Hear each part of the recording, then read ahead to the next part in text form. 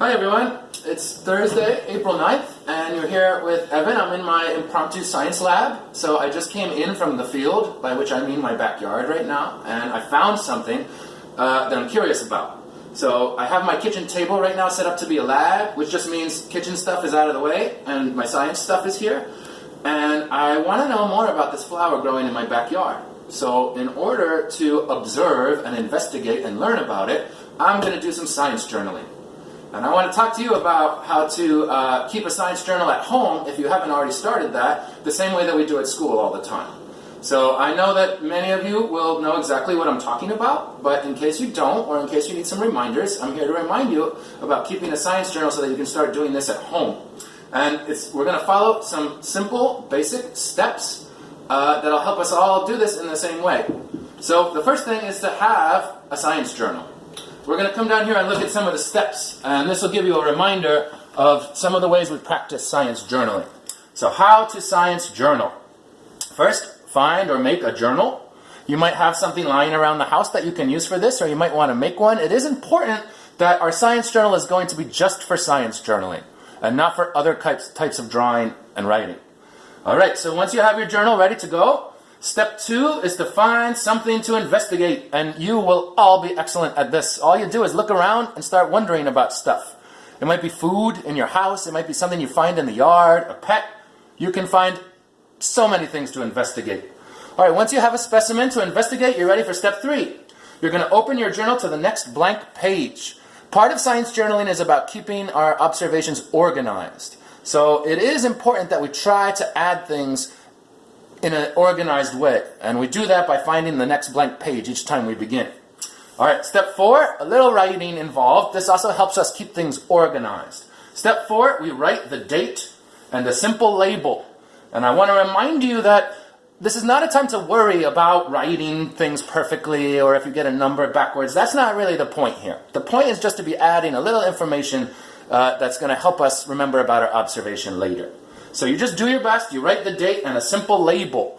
So I'm looking at a flower right now and I'm not sure what kind it is. I might just write flower or tree flower. Alright, step 5. Step 5 is the real deal. Now that you're ready, you're going to be looking, noticing, using your senses, maybe using some tools like a magnifier, observing, and you're going to draw and write everything you can notice about your object. Those are the basic steps. And a few more guidelines that are going to make us more successful when we're science journaling, as opposed to other kinds of art and writing. So I want you to remember, we always use a pencil in science journaling. There's many reasons for that, but you should just know that it's always a good idea to use a sharp pencil for science journaling. Another practice that we have at Randolph is that we never erase. That doesn't mean that your drawing is always going to be perfect the first time. In fact, it probably never will. The reason we don't erase is so that we can look at the first versions, second versions, third versions of drawings we made and see what it was about them that didn't look quite right to us. And that will help us adjust our next version. All right. And the last thing I want you to remember is that you will be successful every time. And here's the reason why.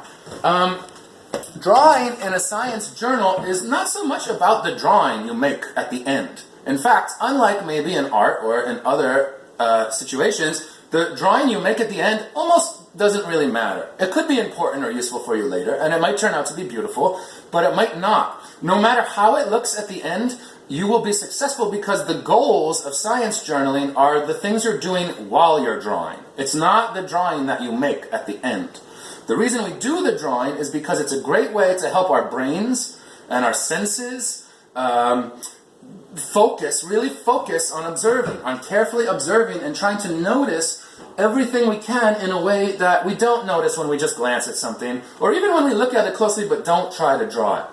So I borrowed some science journals from the neighborhood to show you some examples of what I mean.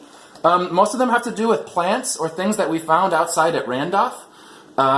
That we're drawing, and just a few things I want to call your attention to here. So here's some drawing, and it says bulbs, and I think it says outside, and the date is here, 3/5/20. I want you to notice a few things. This number is backwards, and there was a little scribbling. It looks like this friend had a hard time spelling the word outside. That's fine. It doesn't matter at all. This is not a time where we're really worried about getting your writing and your numbers. Of course, you're going to try to be as neat as possible, but I don't want you to worry about that part. That's just something we do first and then get on to the business of drawing. And look at these beautiful drawings. You can really tell that this friend spent some time closely looking at the different shapes of leaves and flowers and made these great observations. So here's another friend, and here's what I want you to notice about this one. This friend was looking at a Montauk daisy on October 17th, 2019, and you can see here that her first attempt, she wasn't very happy with. She started, and before she even finished making the petals, she looked at it and she said, you know what, that's not quite right. But she didn't erase it. She left it right here and moved over to this page. And I have a feeling that by looking at this one and then working again on this one, she was able to get a more accurate way of showing how the petals go around the flower head. So this is the reason why we don't erase. And this is another beautiful example of try and try again, and your observations get better every time. And last but not least, I want to show you this one. Here's another one that was, looks like it was a close observation of grass. So here's a few things I want you to notice here. Over here, this person got frustrated with the writing and asked for some help. So I happened to be there at the time, and if a grown-up is able to help you with a little writing that is holding you up, that's fine. But over here, that friend was able to do the writing themselves and make these really great close observations of a piece of grass. So I want you to remember that the writing is important, but I don't want you to worry if it's a little sloppy or if it's a little imperfect or if you need some grown-up help. That's fine. Okay? So those are some things to know about science journaling. And with that said, I'm going to start doing a little journaling myself. And I know that you and I are going to have chances to share with each other in the coming weeks things that we've been investigating. And a science journal is not only a great way for you to organize and practice your own ability to observe, but it's also a way later on to share your observations with other scientists. All right, so I have my specimen here. I have a pencil. I have my journal. I'm going to open up to the next blank page. Oh, here's where I was observing about daffodils. Here's where I was observing about some minerals I saw. Aha, here's the next blank page. So what do I need to write now?